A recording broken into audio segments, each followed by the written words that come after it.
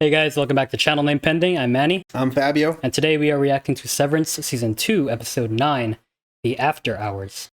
Ooh, penultimate episode. I want to get right into it. Same. If you're new here, welcome. Thank you so much for watching. Please consider subscribing to the channel. We'd love to have you. Drop a like, leave a comment. Without further ado, let's hop right in.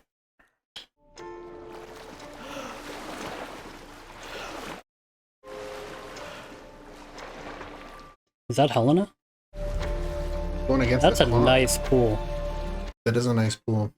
It's always winter here, isn't it? Or it's been winter this whole show so far. Yeah, hey? Yeah, it is. It was Helena, okay. She has such a different walk from Helly. Much more like... assertive. A momentous day. Yes. A momentous day. Is it the day Cold Harbor completes? Hmm.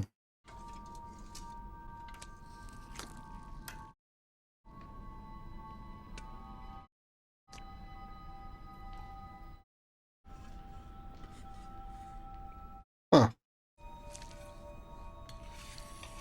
No way that's her breakfast. Is this like an etiquette? We're seeing to Mr. Bailiff. To Irving? We should take them raw. We should... Talking about the eggs? Yeah. I think we were spot on with the whole, like, yeah, she lives, like, a closed-off life.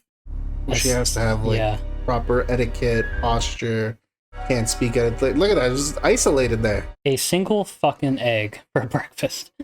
Tragic.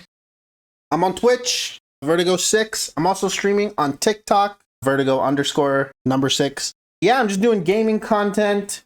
You know, Marvel Rivals, Fortnite, League of Legends, Wild Rift. Drop a follow, say what's up. See that? Unveil. Unveil. Eustace Huang. Huang? Today marks the end of your Wintertide Fellowship. Oh. Eustace. That's her name? Your bed will be moved to the Gunnel Egan Empathy Center in Svalbard, where you will work to steward global reforms. Damn. Global reforms. Finishing the quarter. Empathy awaits, fellow Huang. A shuttle will pick you up at dusk. She doesn't want to leave But so soon? first, lay the game on the table. This is the most scared she's looked. The handbook requires that you mark this betterment with a material sacrifice. I have chosen your ring toss game as a proper totem. Oh. I was just gonna smash it in front of her. She was playing with that in episode 1. Yeah. Well, seemed like she really enjoyed it.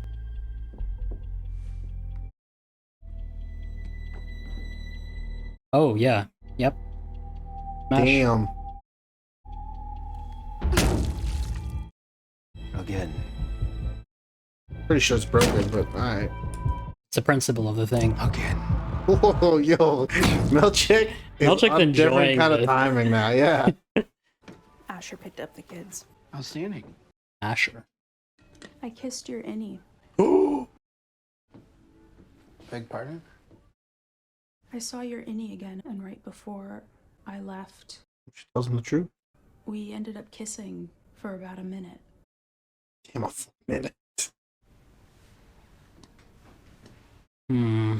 How's he gonna feel about that? What? I'm sorry. How? There'd be very conflicting feelings about this, right? It didn't. It didn't... What? It didn't mean anything? I wasn't going to say that. Wow. You've been adrift. You know that. This is so many dimensions of fuck.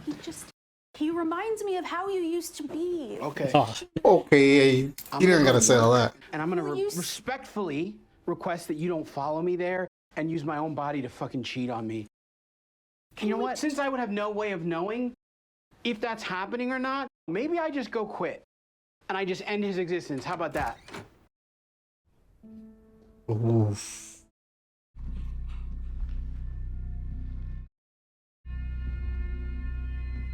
what the fuck? What are you doing Okay. here? I knew I didn't trust this motherfucker. I told you he was waiting in that car like he was gonna bust some kneecaps. Be also connected to several disappearances or deaths. Goodman may have participated Or as Goodman. a low-level Lumen enforcer or goon. That stings. We never used words like that. With Lumen, it's very specific language. I know now that I was wrong. Don't tell me Irv's about to I'm fucking not with die. him. That'd be very anticlimactic. Would you go for a ride with me? I'm sorry. Oh, him in the shadow like that. Mm-hmm. He's dressed in all black too. Radar will defend him if need be, right? Radar Dude, also looks like a senior. Did Helena send, or did they send him? Because she was like, we'll see to bailiff today, right? I think so, yeah. They must have found out that he was onto them and stuff when Drummond broke into his room, right? Apparently, the clones here, or the doppelgangers, whatever, aren't the same ones from Arkbow. 96. Oh, from the They're different. the retreat, right? Which means we have another set of doppelgangers to deal with. Mm-hmm. Yes. It's 9 o'clock. The numbers aren't moving. He may just be running late. The final quota was promised today. Ooh. Get him here now.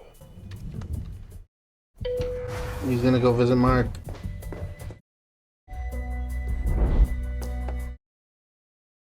See? Her walk is so much more like loose and... Yeah. Mark? Well, Mark is indisposed right now. Just remember that. Yeah, Melchick's gonna... Oh, he's out of the house. Okay. Do you know where you are? I'm fine. All right, where are you? Smelly fucking car. And how about me? Am I me or a copy machine? Tragically, you're you. Okay, so how much of he is, him and any Mark right now? It was a mistake. I'm sorry, the wind was whistling over the hole in the back of your skull, so you just call my plan a fucking mistake? What is her plan? Does that have to do with the birthing retreats? She kept bringing that up. Everything. She told us shit. Is this it? She's very trusting of Cobell. I hope that's not a mistake. Just say you're sick. Well, now Hallie doesn't know what's Where's going on. Mark? This is the second day in a row he's not here. Is he coming in? Non-disclosure policy forbids. He had a nosebleed before. Is he okay? Why? He's department chief. Dylan is, in Mark's absence. Damn, we're down to Dylan and Hallie. Kind of like you and Cobell. Ooh, Replace one part with another. Okay. Holy That's enough, Heliar. Don't you mean Hallie E? Helena Egan is my employer. You are my subordinate. This behavior constitutes insubordination. Funny how that works. Yeah, no shit. Leave it Yeah, open. she's tough. Oh my goodness. You think maybe Hallie and Dylan try to... Nope, Dylan's occupied. I told you about us. Oh no. What? I told my husband about you and me this morning. Was he glad for us? No. Well, he should be, because I'm making you happy. Only it was that simple. And he's not. Damn. I can't see you anymore. He threatened to quit. If I tell him that this is over. No. This is all my fault. I never should have come here. Wait. My life started when you came here. I'm sorry. I have to go. Oh, wait. Oh, Oh my god. I love you. I know I'm just an innie, but I love you all the way I do. Oh, that fucking sucked for both of them. I made this for you. I can give you a life, please.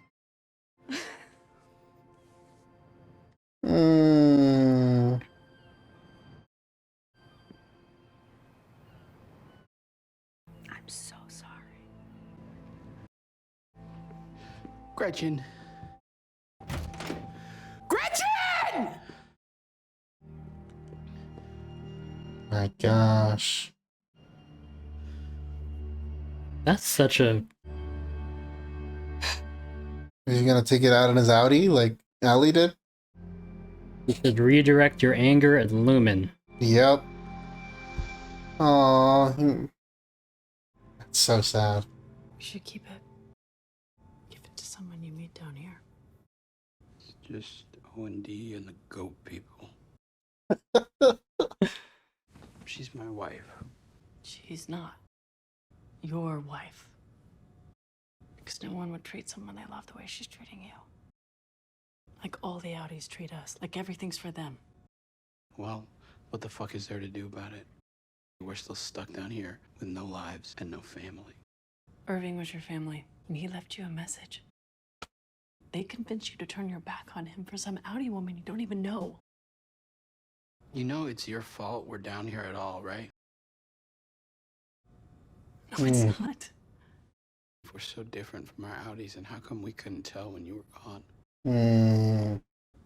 Irving could. Oh. Mark couldn't. Oh. Why are they doing this to each other? Well, not to each other. Why is... I mean, I know Dylan's hurt. Well, but, Dylan's like... hurt and... Sorry, yeah. I guess I'm an asshole down here too. Oh my goodness.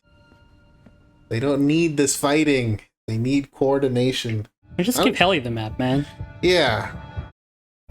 Dylan doesn't even know how right he is. The fact that it was Helena's idea to distribute Severance chips in the first place.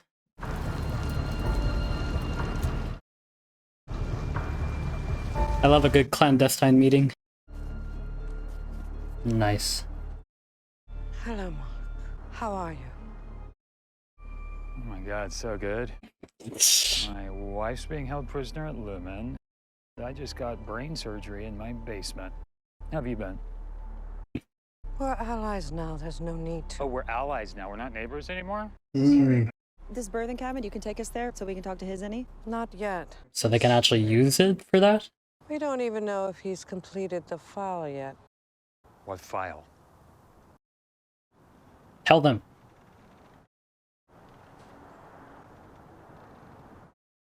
Cold Harbor. And if you've completed it, well... Too late? But he hasn't. Well, what? Come on, Copel. She's already dead. She better be fucking alive. Oh, Copel. Oh, shit. Fuck this. We're leaving right now. Wait, Mark.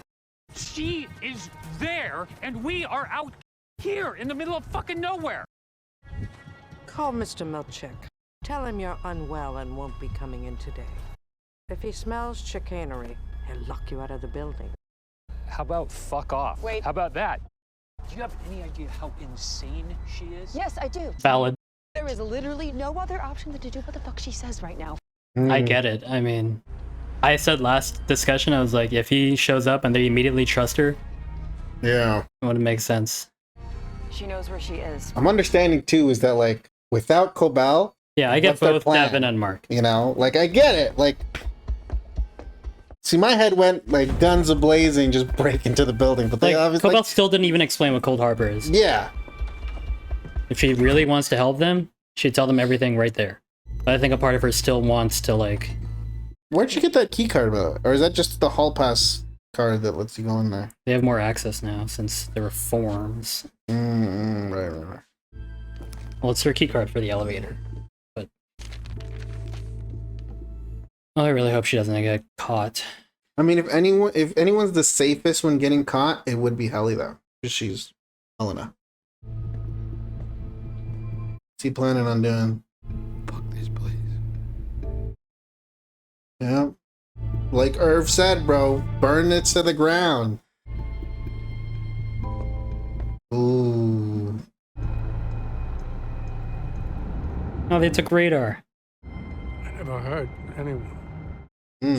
That's someone who probably hurt people. Who's probably gonna hurt them? People, Rose? places.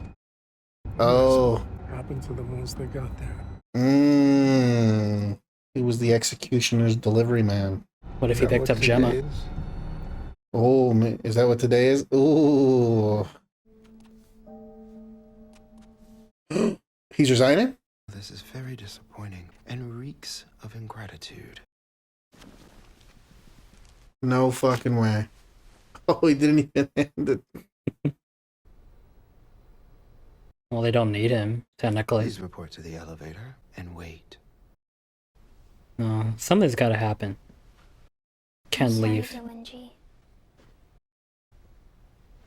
Oh, look, Milchick's looking at her like... I should have facilitated better. That's enough. It's not your fault. Huh. This from the girl who was like, we shouldn't let them have funerals because it makes them feel like people? Change of heart? Mm-hmm. She's still young, right? So like... This is tightening the leash. Our most vital refiner missing on what was to be Lumen's finest day. This is your fault. I thank you for your remonstration. A needlessly complex word for a simple Oh, idea. no. Apologize for the word. Holy shit. Sir, Apologize for the word. I apologize. Shorter. Hmm. I'm sorry. Again.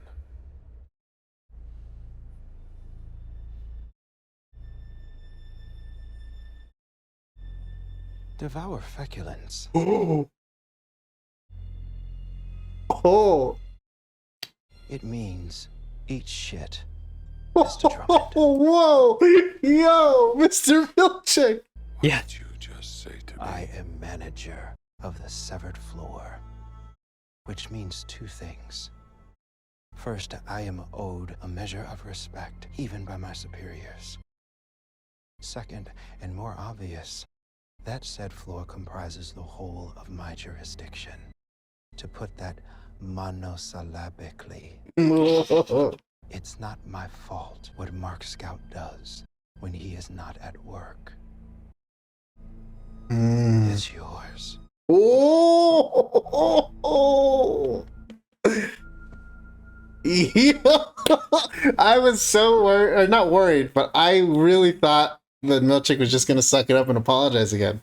No, like, I was so... every time he said shorter, he could have just said sorry. Yeah. He didn't. I was getting flashbacks to that him in like the mirror scene. Yeah. But nah. Devour petulance. Gotta steal that one. And yeah. Oh, he's calling Mr. Milchick. Mr. Scout, where are you? How'd you know? I was worried about these nosebleeds, so we drove to this clinic. And, you know, they wanted to do a few more tests. Let me send a car. You should be under Lumen care. Mr.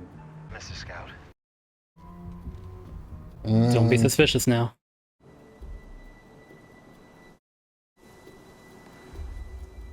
I'm not sick. Oh, fuck, I knew it.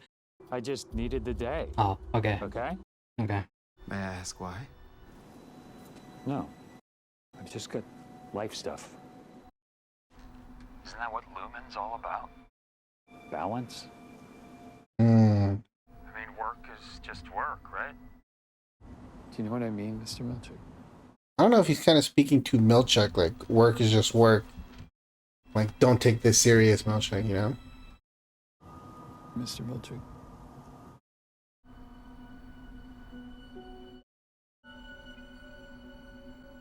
Iceberg in the middle of the... I have your word. You report to work tomorrow? You do, yeah. I'll be there, I promise. Good. And thank you for calling.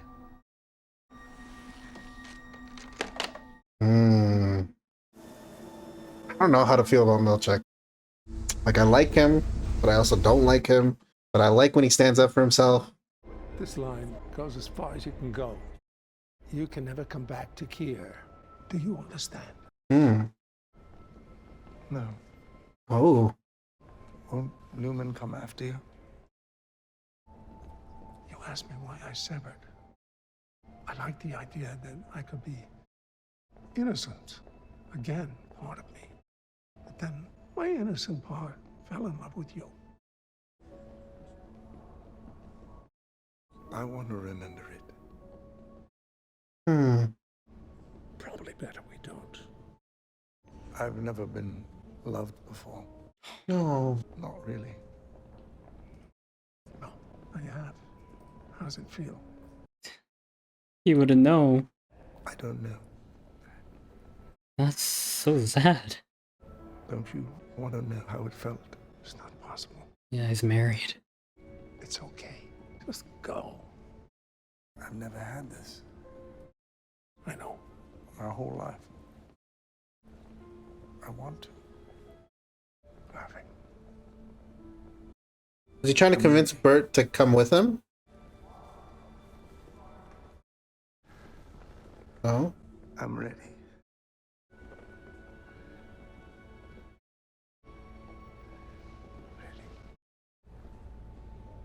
I'm ready. Hmm. Can't. We can't. We can't. Oh, Bert's getting a little scary there.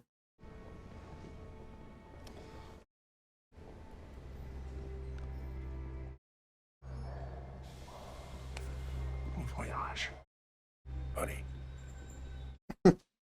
Buddy. He said buddy before in that video. Good job, buddy. Mm-hmm. Oh, that was a sick shot. Bert going on there. Man. Is that out of like respect for Fields and his marriage, or? Probably. So this is gonna be the second time I say now, this is not the last we see of her. Swear.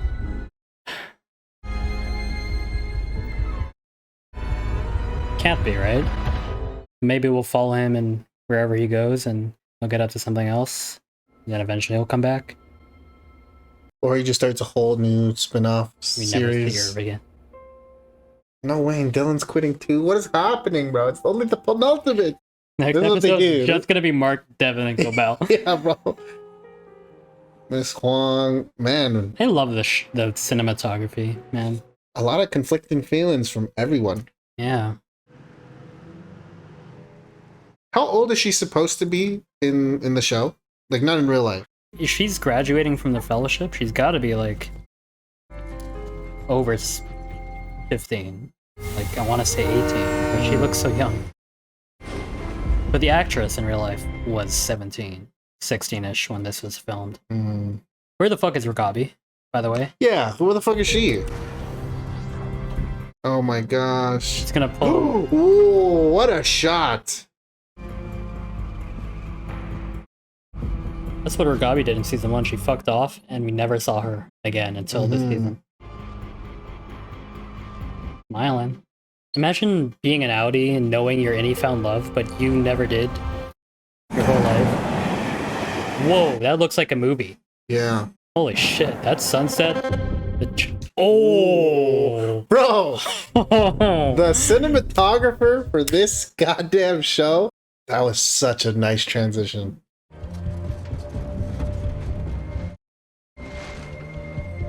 Damn, just had to open brain surgery and he's going in the trunk of a... Also, so he's not fully reintegrated yet. Oh, well, Ragabi said it'd speed up the integration.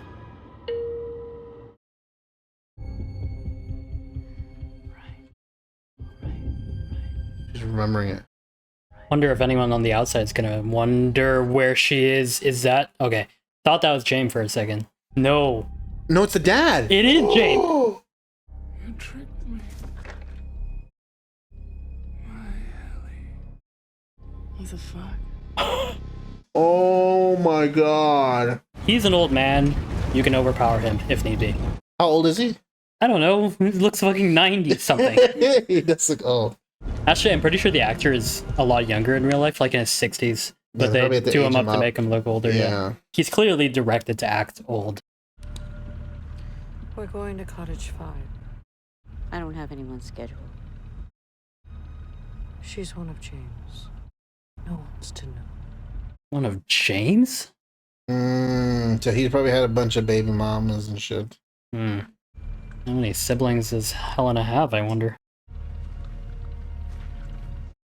Crazy how they haven't put it out in APB Lumen style on Cobell yet. Cobell, right? That's what I was thinking. I was afraid they'd recognize Cobell. But she might just be a part of the severed floor. Maybe. You know? And what Milchick said, like, her jurisdiction ends at the severed floor. Oh shit. Worked. Oh, it worked! You're good.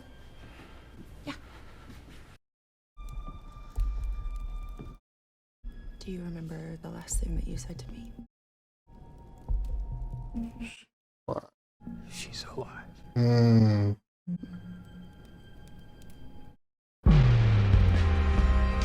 Oh, jeez, bro. Oh no, this episode's about to end. I just glanced down at the clock and it's like 45 minutes. We're done. Oh! Yeah, I think with that beginning, like, sequence, I think it's pretty clear that she must live a very isolated and sheltered life, have to eat with proper etiquette, fucking have one egg as breakfast. And then he said she wished she had it raw? The eggs. Or the egg. The egg, yeah, like, very weird, very, you know. She probably has no friends. Yeah. Bro, there was no one around. It's that one building in the middle of a huge forest. Probably has a very strict routine where she has to... I'm assuming the swimming is like exercise, keeping in shape. And which, yeah, you should do. Stay in shape. But in this contest, I think it's like the forced routine of it where she's expected to do it every day. Yeah. She probably gets in trouble if she breaks routine. I dare say she has a single egg every day. Probably not that structured. But, interestingly enough, the way James said, I wish you'd have them raw, almost implies that she did have a choice, at least in that. Like, she deliberately is Well, I mean, having a as soon as hard she boiled says egg. that, though, she stops eating. True. Like, maybe it's like a case of, like, she can't do anything right, or even if she is perfect, he'll still find something to judge. Won't you eat? I'll watch. Yeah. What the fuck is wrong with this family, dude? I feel like raw eggs have been mentioned before. I'm trying, like, I can't. Oh, I don't know if it was raw eggs, but remember the first question was like, what is James Egan's favorite breakfast? Oh, fuck. What was it? Was it raw eggs? He had 3 raw eggs and something else in the morning. Oh, okay, there you go. Hold on. Wait. We need to confirm that. I thought, yeah, because it just flashed to me like they all had to memorize his fucking favorite breakfast. You know, he used to drink 3 raw eggs and milk each morning. I wish you'd have them raw. There you go. I wish you'd be more like Kier. Yeah. So detailed, dude. Yeah, because when we first watched that scene, I was like, ew, like, why would you but now eating eggs like this is so... I hate it. I think it's a part of etiquette training. It definitely is, but like, ew. And she's eating even the slices in little bits. Yeah, separate, yeah. Another thing was implied later. Cobell said Devin is one of James. Does that imply that he has multiple children? Like regularly has I think kids? so. Okay, so Miss Huang had some interesting scenes this episode. Her little graduation ceremony here with Milchick. Obviously, Milchick's being a dick, implicitly.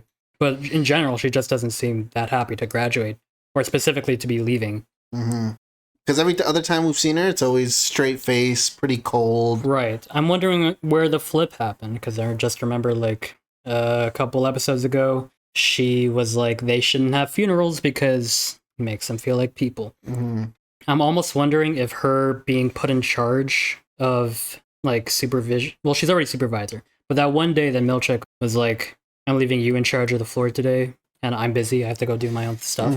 And she got to, like, take care of the innies for a day. Yeah. Help Mark out with his nosebleeds. Oh, yeah. I'm almost wondering if, like, she was spending time with them and realizing that, oh, these are human beings. These are people. I think, too, she was also put in charge of supervising Dylan with his visits with Gretchen. That, too, yeah. So that she's probably watching all those things. She probably saw Dylan get rejected and... Oh, yeah, because I'm watching those scenes and I always forget that Miss Huang's just listening, watching. Yeah, the whole time. But yeah, I think that probably, it's like humanizing the innies for her. And, you know, she's still really young. She's still learning. And forming her own person, yeah. Yeah.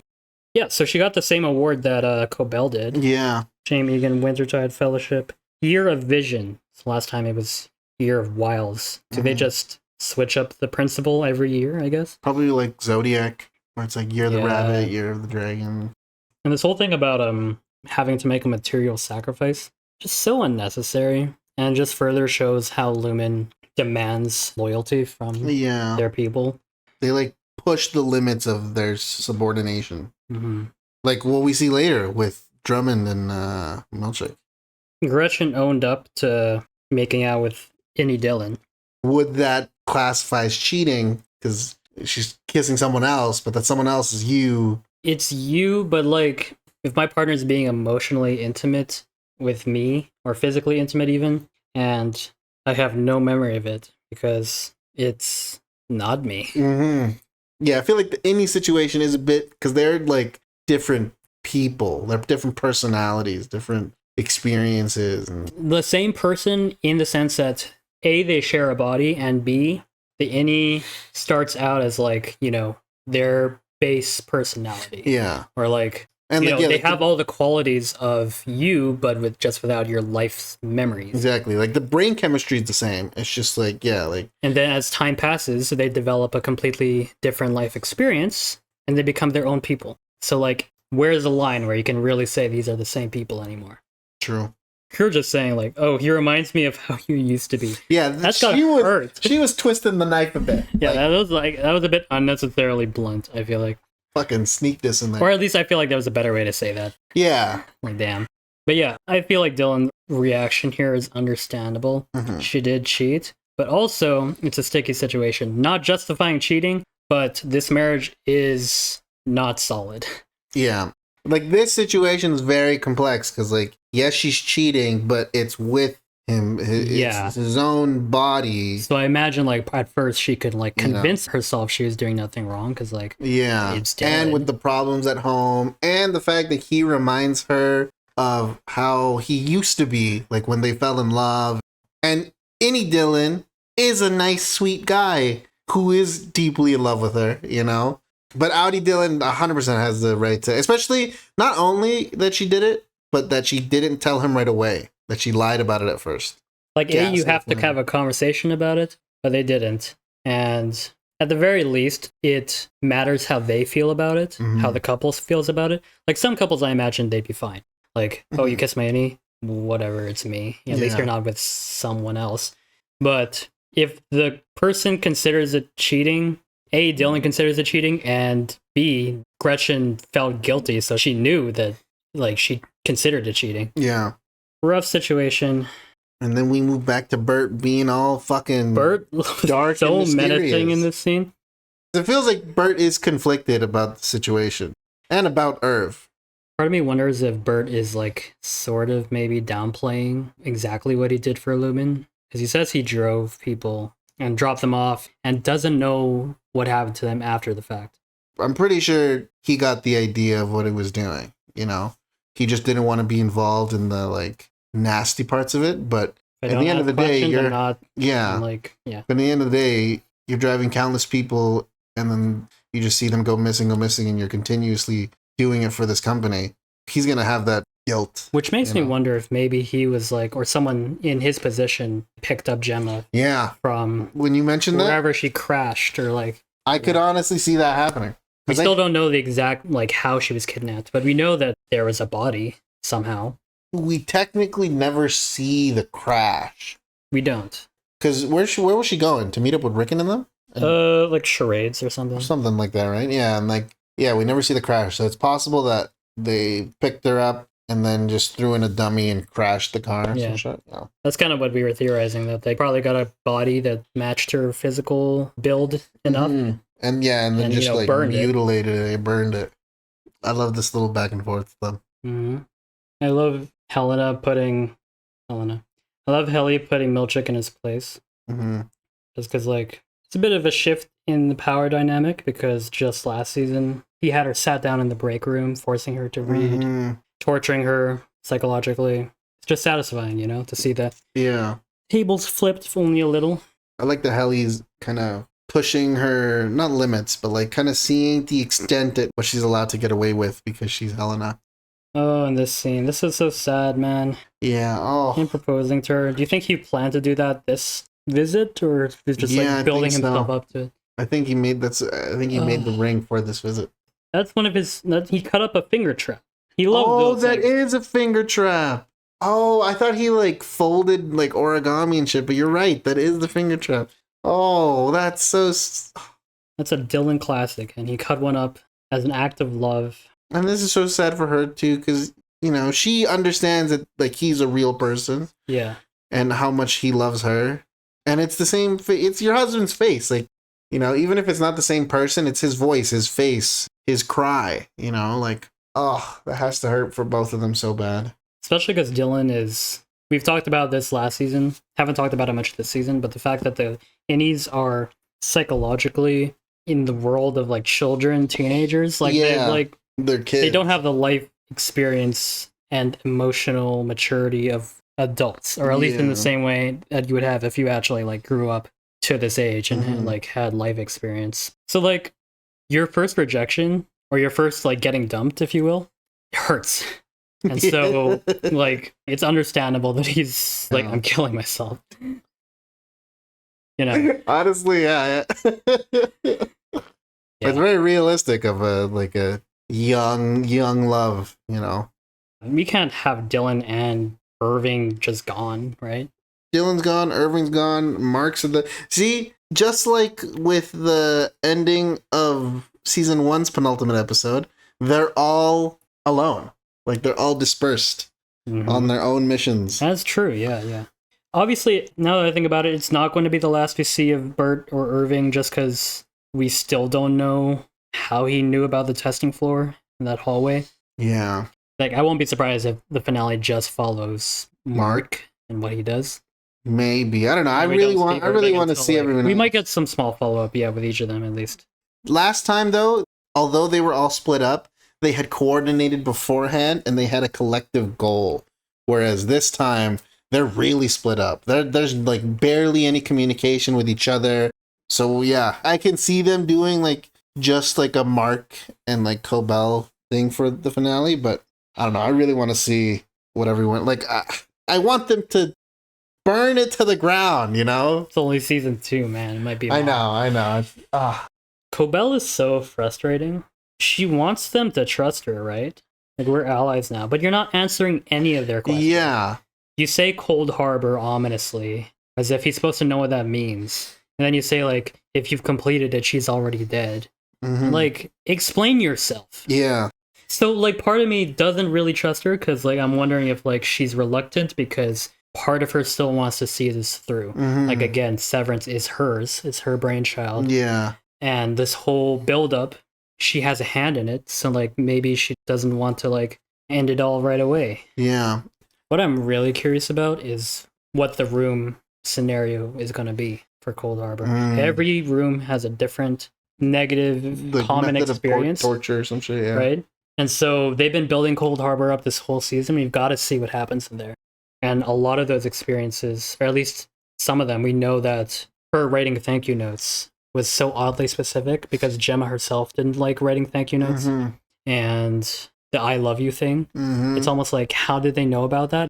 As if they've been spying on her. Like, yeah, right? Someone in our comments had a theory. Holy shit, you're right. How did they know about that? Someone in our comments had a theory that she went to therapy, but it was actually a Lumen Center. Maybe she talked about stuff. That's how they got info on like all the right scenarios, experiences to push her buttons. It's a theory, but yeah, it's plausible. Like, honestly, because they're too specific to Gemma to not be intentional. And that honestly didn't even click for me at first. Yeah, how the fuck would they know about the thank you card thing and the I love you thing? If it's not spying, then yeah, it would make sense if it was a Lumen therapist, right? I don't know how they're going to go about it, if this is what it is. But if these are negative experiences, I'm thinking Cold Harbor is going to simulate grief in some way. That would be so fucked up. Sorry, go back to Cobell. I totally forgot because we kind of went on to the Gemma. Cobell, I can understand her not being a trusting person because of everything she's been through, how she was raised, whatever.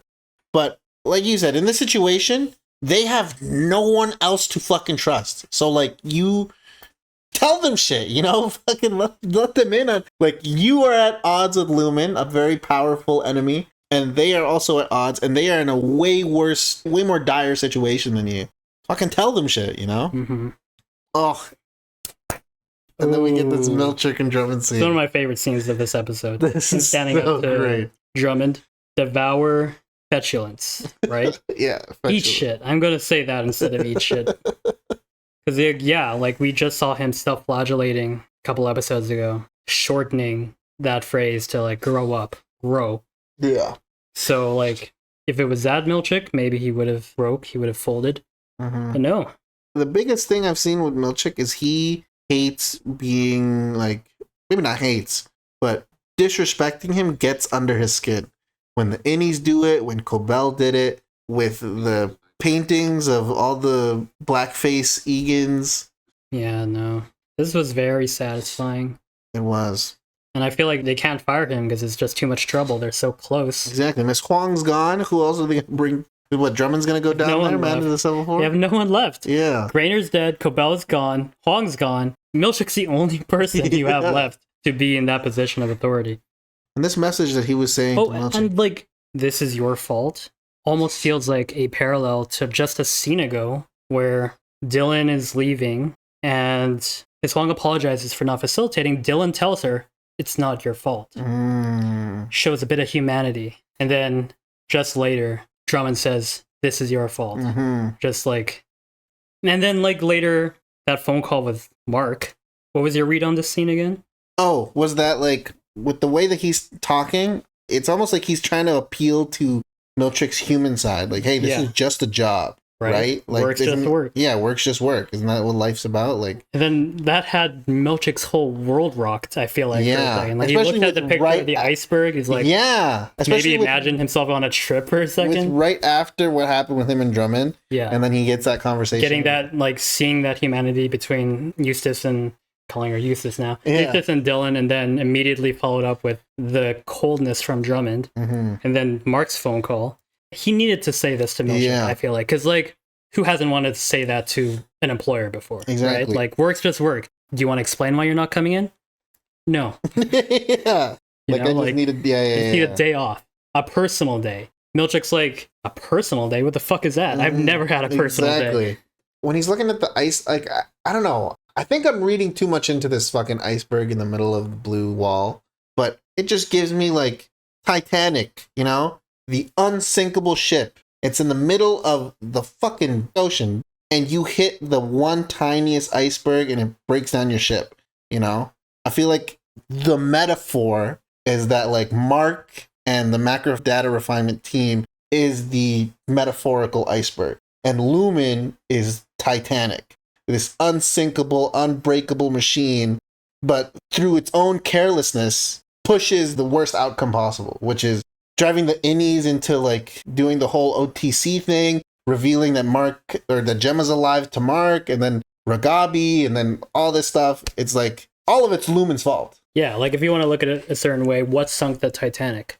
Hubris. Complacency. Believing that it was an unsinkable ship, that there's no way it could have. Exactly. Yeah. Like, that's what I'm getting from the iceberg on the wall thing. Even if that's not intentional, I like that metaphor. Yeah. Even if it's not intentional, it might be a reach, but I don't know. They panned to that wall too many times for me to not, like, read too much into it. Genuinely, I saw that shot, and all I thought was just Milchick was like, I should take a vacation. Honestly, that could be it, too. Yeah. Who knows? Yeah, regardless, I love that metaphor. This scene with Bert and Irving. So Irving definitely was, I feel like, supposed to bring him somewhere, like, maybe back to Lumen. Maybe back for, like, the completion of Cold Harbor for some reason. Maybe he needed to be there. But, like, they sent Bert, right? Presumably. And then Bert was like, nope, I'm sending you off. You leave. And then Irving was like, won't they come after you? So Bert is taking a risk here, making a sacrificing himself, really. But it is clear that he is working with Drummond at the very least, because it was during the dinner that Drummond raided his house. I feel like the whole time Irving thought he was going to be killed wherever he was driving him. And then as soon as he found out he wasn't, he was like, okay, I'm shooting my shot. Yeah, right? He's like, let's go, shorty, come on. But, no, sadly, it couldn't be. Yeah. I do hope there's more to that, though, because they've been building up this whole Bird and Irving thing, and Bird really being part of Lumen for years, and then, like, I really am wondering if it was as simple as just him being a driver, a goon. Well, I'm just assuming he Like, handles just because, the... like, I thought it was going to be a bit more, honestly. They were building that up with, like, oh, he's actually been at Lumen much longer. He must have been, like... I just thought it was going to be a bit more, like, you know, more than just him being a driver. Yeah, I think he just doesn't get his hands dirty. But I'm assuming that he is well with it, because it's not like, well, I guess we haven't really seen much more security other than Milchick and Drummond. But like the fact that Drummond was the one that raided Irving's house, and it was coordinated with Bert throwing that dinner, he's clearly very well in the loop. It might just be one of those things where he's like, I don't want to see blood. I don't want to know what you do with them. Sure, But, yeah. you know, but he might still have way more information than we know. Maybe that's why he didn't want to leave, because he knows that, like, to give Irv his best shot, he has to slow some other Lumen thing down or something. Because we still need to know about his partner at Lumen, right? Yeah. Because I had a theory for like a minute where like I thought maybe Irving was that partner. Maybe this isn't the first time he's been severed, and like something's been done to make him forget that. Yeah. Maybe that's why Bert is so invested in him. Mm-hmm. But yeah, it could be as simple as just he had Bert's name as one of the names of severed employees. Who's showing up there? Jane. I just realized it. Is that Jane? Oh, is this the severed floor? This is a testing floor. Or the hallway, right? Yeah, but then Jane appears on the severed floor. Yeah, he's coming up. Oh, sorry. The downward triangle always made me assume down. Well, that's the only light it has. Because when Gemma came up, or when Miss Casey came up. You're right. It would flash like Who that. else could this be but Jane? Well, remember, so he was on the testing floor. Yeah, well, remember, today's the day that Cold day. Harbor was supposed to be finished. So it makes sense that he would be there. Mm-hmm. He came up to see her. You tricked me. The way he says that sounds so... almost like a child. Mm-hmm. Okay, when he first said that, I don't know if you had the same thought, but I thought that was Helena for a second. Yeah, when he said my Helly, I was like, was Helly Helena the whole time? Yeah, we're like... because he said you tricked me, as if like he's speaking to Helena. Like, yeah. But how? Because like... well, this is the first time he's talking to Helly since the documentary thing. And that was when he went into the washroom and had the whole conversation with her. Yeah. But it was Helly the whole time. So maybe that's what he's referring to. Maybe. Like, you tricked me last time we spoke. Okay, and this ending setting up the... holy fuck. Another great shot. That shot of Cobell goes so hard. Yeah. I don't know why I didn't notice that the first time. That's going to be it for this episode. If you enjoyed, thank you so much for watching. Please consider subscribing to the channel. We'd love to have you. Drop a like, leave a comment, and we'll see you in the next. Peace.